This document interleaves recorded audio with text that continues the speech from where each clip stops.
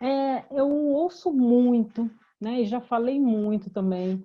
Tenho mudado um pouco o meu pensamento em relação né, a abrir espaços. Eu acho que a gente tem que abrir, mas eu vejo vocês falando e alguns comentários aí surgindo, e a gente se culpando demais, né, e a gente se cobrando demais, porque a gente precisa abrir espaço. Eu sempre ouvi isso, tem que abrir espaço, tem que abrir espaço, tem que abrir espaço. Caramba, né? A gente já tem que fazer tanta coisa e a gente ainda tem que abrir espaço, né? Depois de tudo, estudar, trabalhar, buscar experiências, tal. A Liliane aí nessa luta de conseguir o primeiro job para ter experiência, a gente já faz tudo isso e ainda assim, depois de tudo isso, a gente ainda tem que buscar, né? Abrir espaço. E por quê, né? Isso. Eu acho que não está muito na gente, né? Tem coisas que não estão na gente. A gente acaba se cobrando para a gente fazer o que o outro deveria fazer, né? A gente faz a nossa parte, mas tem um outro lado também nessa história toda. E eu começo pela história dessa menininha, né? Que hoje não é mais uma menininha, a Ruby Bridges, que ela, né, tá aí, ela foi uma menina negra, ela tinha 6 anos, e era uma menina muito inteligente, e isso foi percebido por uma instituição, e essa instituição quis recebê-la, né, como aluna da instituição, que só tinha alunos brancos. E os pais assinaram um documento permitindo ela ir. Isso está aí, essa manifestação com essa menininha entrando na escola, né, dizendo que aquela escola era lugar de brancos, era lugar para brancos, né, white people only. E eu acho que muitas pessoas já lutaram em determinados momentos. Ela foi uma, né, de abrir esse espaço, de entrar nele, de passar por tudo isso. Hoje ainda passa, né, uma militante aí. E aí eu acho que a gente, né, está vivendo coisas semelhantes, mas de uma forma diferente. Acho que a luta continua, né? Repetindo a abertura de espaço, mas é um outro momento, né? A gente acha que hoje eu trabalho muito com educação, né? Eu vejo nas salas de aulas uma diferença, né? Hoje de meninas e meninos em cursos que antes eram prioritariamente de meninos, né? Como um curso de engenharia elétrica e eletrônica. Basicamente, né, engenheiros eletrônicos há tempos atrás só tinha homens. E hoje a gente vê mulheres também, mulheres construindo robôs, produzindo tecnologia, desenvolvendo coisas, né? São meninas que, né, como a gente diz, estão abrindo espaços, né? E esses espaços estão aí para serem ocupados. Gostei desse termo também, ocupar, né? Gosto muito de ocupação. Acho que tem espaços que são nossos e a gente tem que ocupá-los, né? É, então, acho que a gente está no momento que a gente ocupa, a gente tem condições de ocupar determinados espaços, né? Como esse daí. E aí, o que a gente precisa é existir, né? E aí, o que, que é existência, né? O que é existência? É ter uma presença no mundo, ter uma presença no espaço, né? É um pouco mais que isso, é complexa nessa coisa de existir, né? Eu tenho que ser percebida pelo outro, né? Às vezes me culpo bastante quando eu passo na rua e vejo uma pessoa deitada e não faço nada por ela, porque parece que ela não existe para mim, sabe? É, muitas vezes eu paro, né? Mas e fico olhando para algumas pessoas na rua, quando as pessoas eles pedem alguma coisa, vão falar alguma coisa, a pessoa simplesmente passa por eles como se eles não existissem. A expressão que essas pessoas ficam, né? É uma expressão de tristeza, porque ela não foi percebida, né, ela não conseguiu estabelecer um contato ali com o outro. Então, não é só o outro estar ali e eu estar junto com o outro, né? Tem algo a mais que isso, né? Tem um outro me perceber, né? O outro olhar para mim, o outro enxergar em mim potenciais, o outro saber que eu, né, posso contribuir, né? Que eu sou fundamental, né, nessa contribuição, que eu tenho minhas particularidades, especificidades, que eu sou diferente dos outros, né? Nós somos todos diferentes mas é valorizar isso, né? E a existência, ela começa, né, a fazer sentido, ela deixa de ser uma palavra simplesmente. Então, e para existir, né? Fiquei pensando, e aí para existir, né? Além do outro perceber, como que acontece isso? A gente vem de uma cultura, né? A gente vive numa cultura. A cultura é uma das coisas mais difíceis de se transformar, né? Algumas são mais aceleradas, como a cultura digital e tal, mas a cultura social, né? As estruturas sociais, elas são difíceis de serem transformadas. E é aí o ponto, né? Para mim, particularmente, tá? Eu estou falando de uma reflexão pessoal, particular, onde está esse problema todo, né? É nessa mudança. O que a gente ouve, né? Muitas pessoas falando da inclusão, né? Ter equipes diversas, né? Trans, mulheres. A gente ouve muito isso.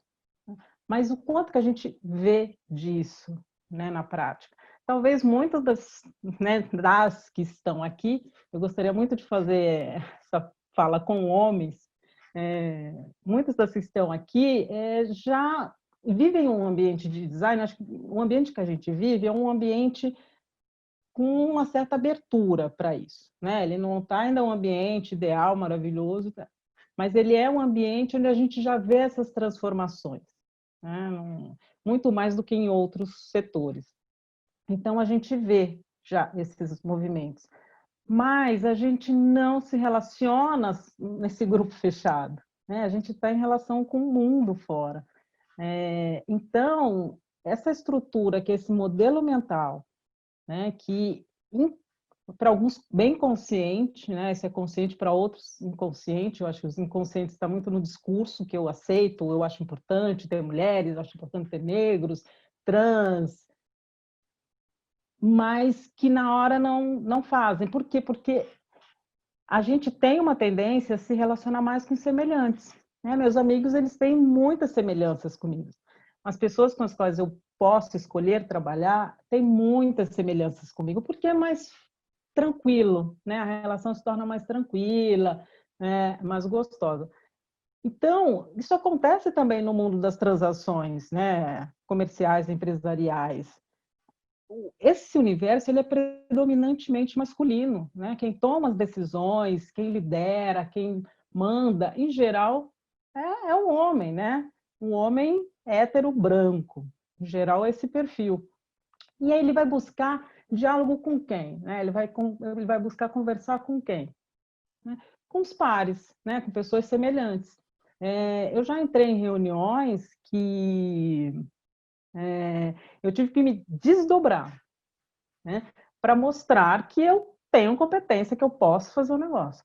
Ou em outras que eu tive que tolerar por um longo tempo, assim, uma conversa que não tinha ido lá para aquela conversa, né? Era uma conversa informal, muita brincadeira, tal, do dono da empresa, e eu tive, né, que, de certo modo, me sujeitar àquela situação para depois entrar no processo lá que eu fui realizar, né?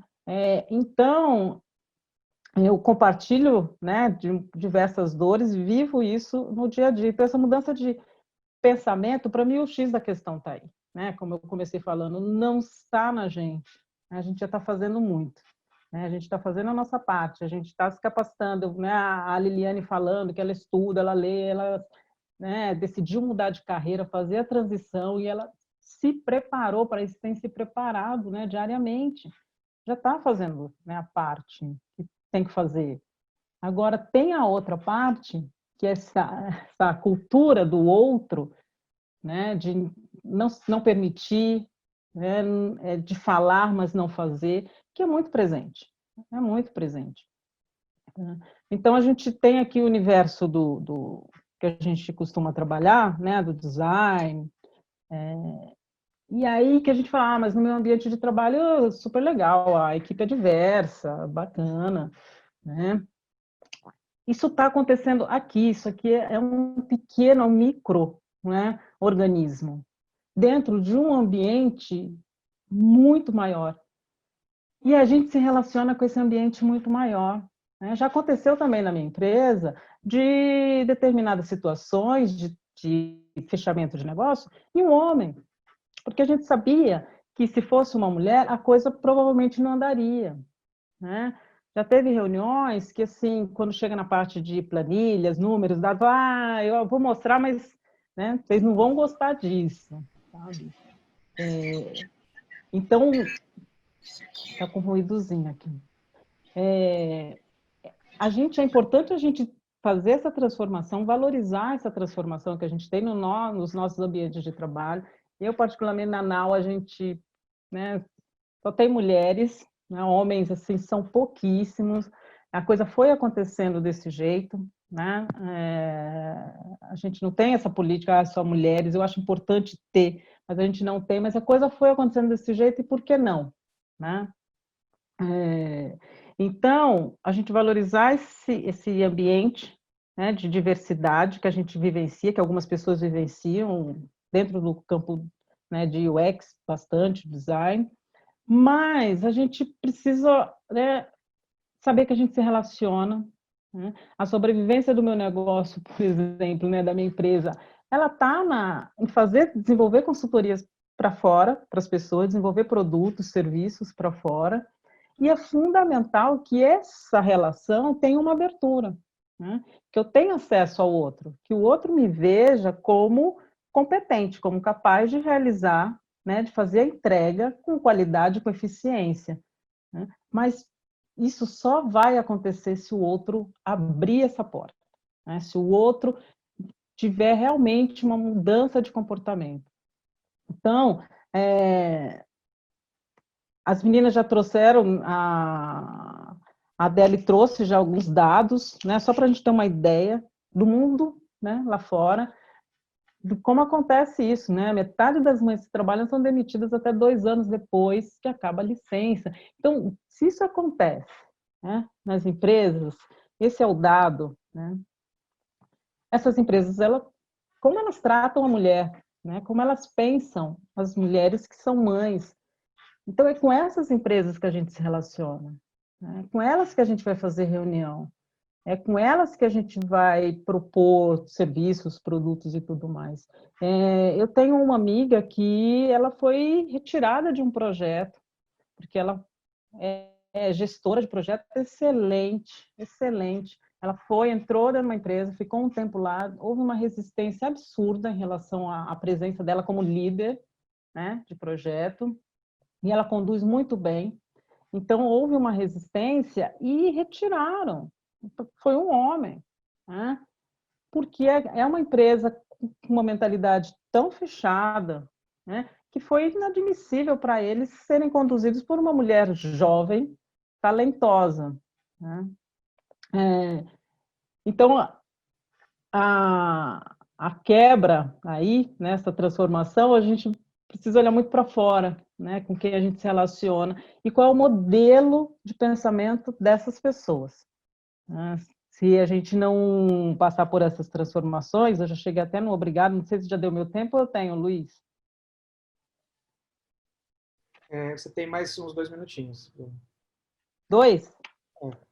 Legal. Então, nesses 2 minutinhos, né, trago problema, tem problema, e quais são as estratégias, né? Acho que a gente tem que ser estrategista, sabe? E para lidar com esse contexto aí, né? De que a gente é competente, tá? A gente se capacitou, a gente estudou, a gente tem plenas condições de realizar qualquer trabalho que a gente se predisponha, que a gente diga eu consigo, né?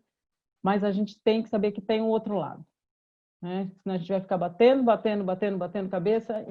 Então, esse outro lado, ele tem que ser rompido, ele tem que ser quebrado, ele tem que ser explodido, né? Eu estou vendo, né, nas manifestações que estão acontecendo, principalmente nos Estados Unidos, por tudo que aconteceu lá. Então, esses momentos, nessas crises, essas rupturas, vamos para cima, vamos, não dá mais, né? Eu acho que a gente precisa ter, né, como estratégia para sair desse movimento, né, dessa inércia, porque há tempos que eu ouço, né, tenho tempo já, estou de cabelo branco, há tempos que eu ouço essas histórias, né? Mas eu acho que hoje a gente tem ferramentas, né? Olha esse encontro aqui, né, que o Luiz organizou. a gente tem ferramentas para se organizar, para implodir, sabe? Como diz a minha sócia, a gente tem que hackear o sistema, tem que entender como ele funciona e, sabe, e quebrar, né?